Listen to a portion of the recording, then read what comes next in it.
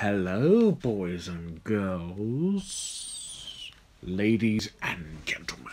My name is Clayton Zoker, and welcome to another My Thoughts On. And today I'm talking about The Nightmare Before Christmas. That's right, the 1993 animated stop-motion film directed by Henry Selick and created by Tim Burton. People can debate that it's a Christmas film, but at the same time, it's also a film for Halloween. And that is why I'm talking about this classic today. I didn't see the film when it came out because I wasn't born then. I didn't even see it until last year in December, which makes me, a bit ashamed because I've heard countless amazing things about this timeless Tim Burton classic. People have the merchandise, they recognise the songs, the characters, the sequence of events. There's even fan fictions and art and artwork. And this is what got Tim Burton to become one of the biggest named art directors out there. He would do Beetlejuice, he would do Batman, he would do Corpse Bride, Frankenweenie, one or two of the Disney remakes, Alice in Wonderland, and this year's Dumbo. So Tim Burton's a really interesting director and person. Personally, I've only seen Frankenweenie, which I liked. I think I've seen a bit of Corpse Bride, but I may need to rewatch that. Dumbo was decent. I liked the Batman film with Michael Keaton and Jack Nicholson. I thought that was really good. And then you got this one. This one kind of stands out from the rest. And it has been a while since I've seen this film, and I've only saw it for the first time last year. So how does it hold up? Well, let's have a look at the story, shall we? So basically, it's about this town that's devoted to Halloween. There are these trees that celebrate every holiday, Christmas, Halloween, Easter, Thanksgiving, Valentine's Day, you name it.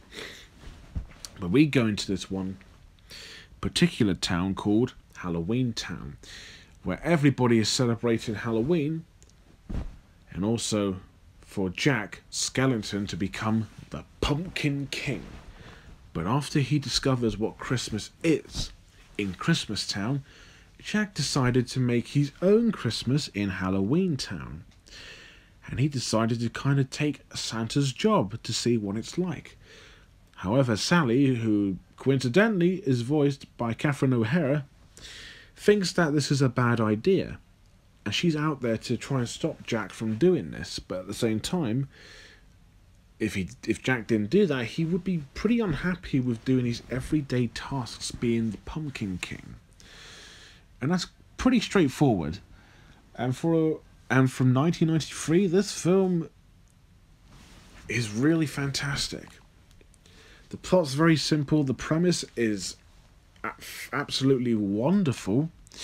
I like how there's different towns devoted to different holidays, which is quite cool, and it's from these trees.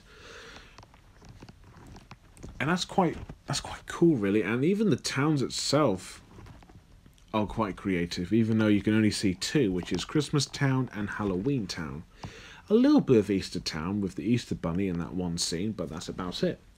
The plot's simple, it's well executed with a style. It has fast humour. That's not going to make little kids laugh, or it's not Illumination humour or anything. It's very stylish, disturbing, and even quirky humour. I wouldn't necessarily call this a horror film. This is more like a Halloween film. There are scenes where it can get very, very creepy, but it does it in a really stylish, creative, funny, and quirky way. The film also kind of has a emotional side when it comes to Jack and Sally. Sally is, she's the one who's working for this professor, and she just wants to get out of his way because she wants to be free, and she wants to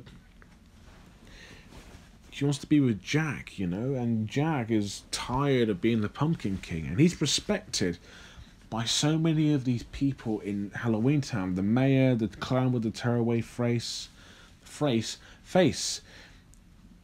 But then by the third act, Jack does start to learn what he has done.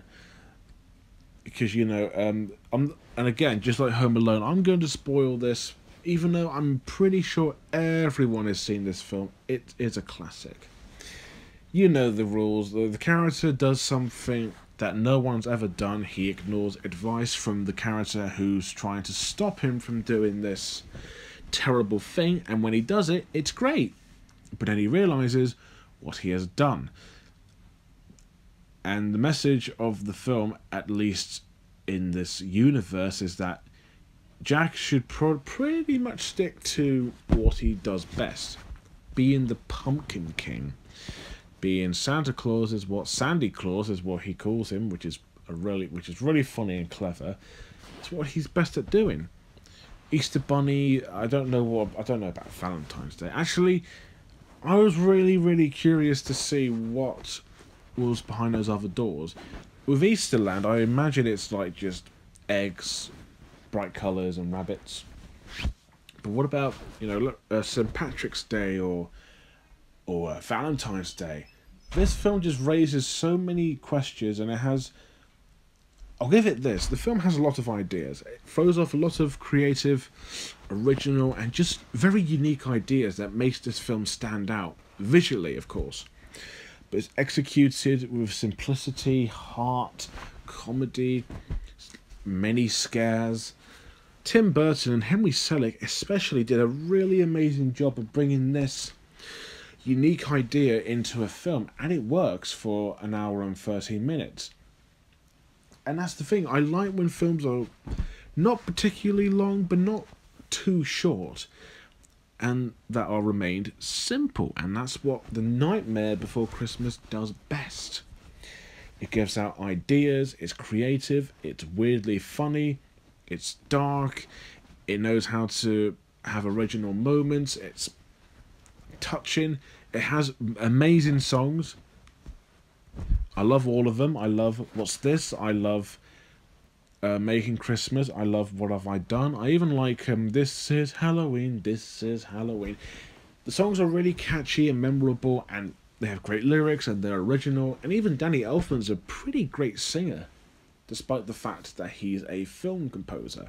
That's pretty cool. So again, the writing, everything about the film it's just what makes this film just timeless, well told, and just unique. And it's mainly thanks to Burton and Selick's vision. Directing, writing, it is perfect. Visuals. This is one of the best looking animated stop motion films out there. And don't get me wrong, I love Aardman, I love the Wes Anderson films, despite the fact there's only two. I love Laika, but there's something about Tim Burton's stop-motion animated visions. Nightmare Before Christmas, Corpse Bride, Frankenweenie, they all have this really creepy, unique, but yet charmingly whimsical design to them. And this film is no exception. First off, the biggest praise I can give this film is the designs. They all look absolutely fantastic. I know I say you can tell who's who, but in here you can really tell who's who. From Jack Skellington to Oogie Boogie to Sandy Claus to Sally to the mayor. They all have these really creative and really unique designs, which goes into their personality and their comedic timing. Like, for example,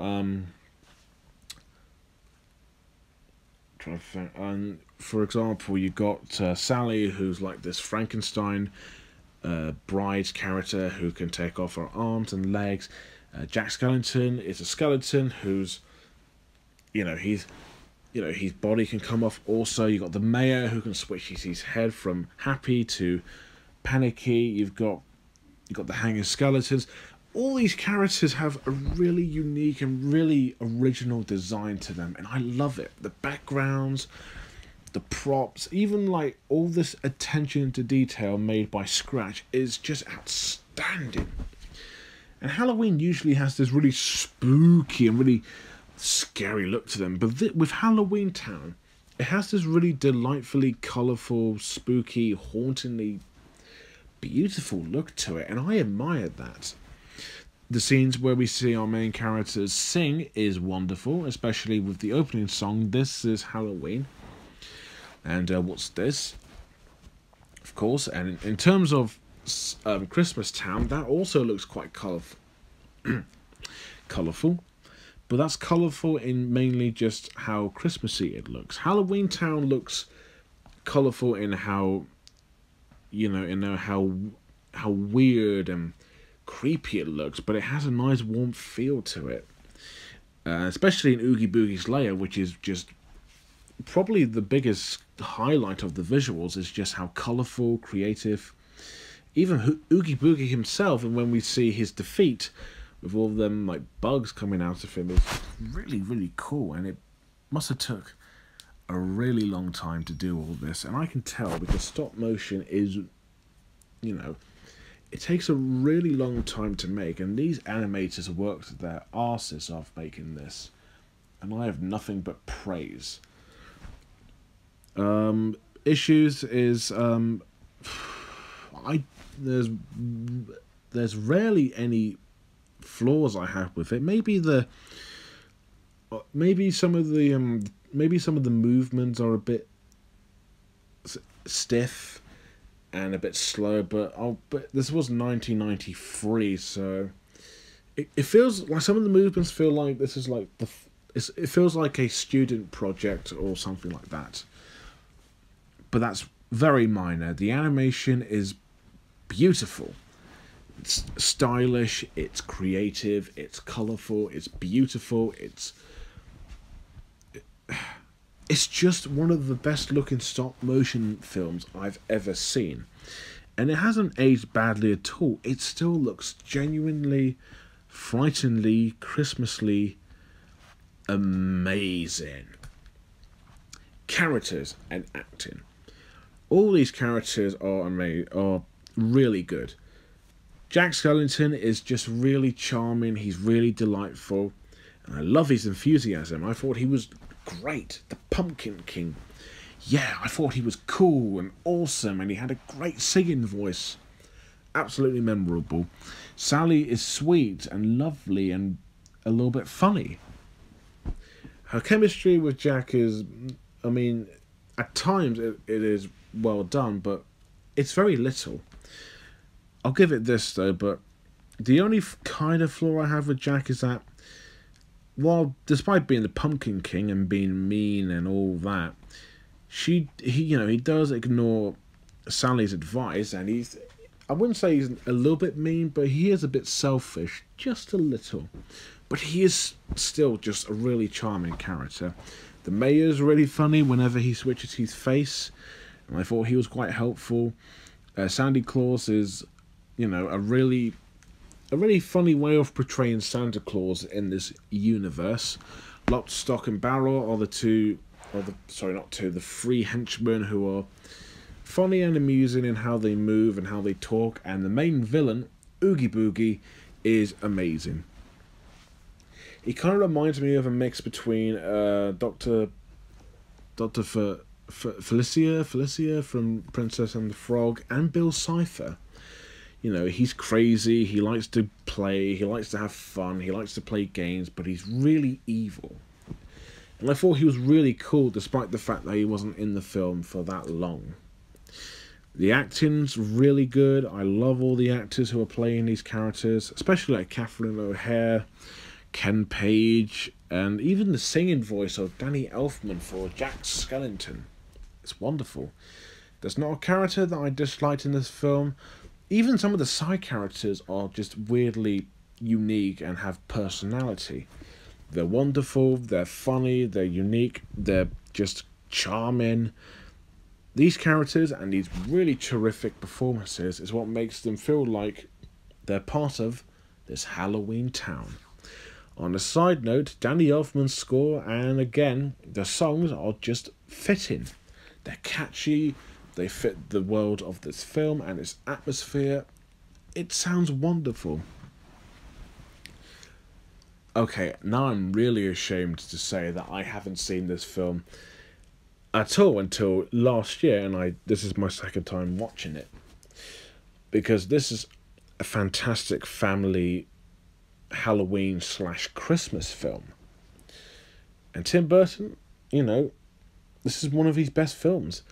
The Nightmare Before Christmas is an instant animated classic with its great writing, original story that has a unique premise to it, revolutionary and timeless animation with lots of effort and colour.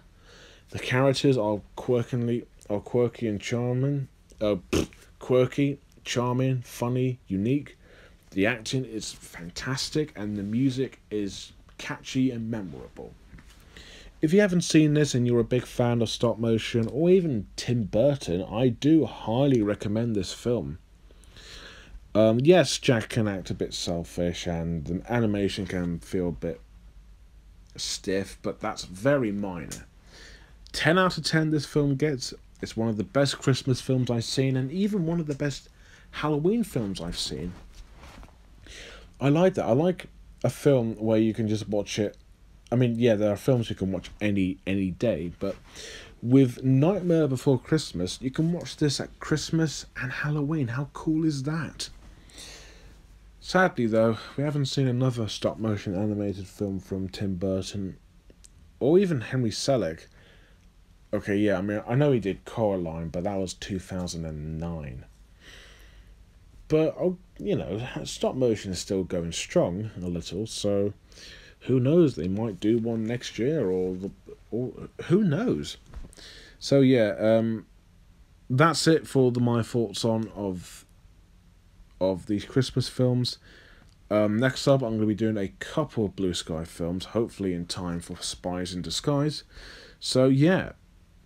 If you guys have seen The Nightmare Before Christmas, what do you think about it? Do you think it's good, bad, decent? Do you want to see it? Let me know below. And as always, thank you guys for watching. Don't forget to like, comment, and most importantly, subscribe. And have a very Merry Christmas, alright? Until next time, Merry Christmas. I said it again. Screw it. And I'll see you in the next My Thoughts on, the one after Christmas. Bye for now.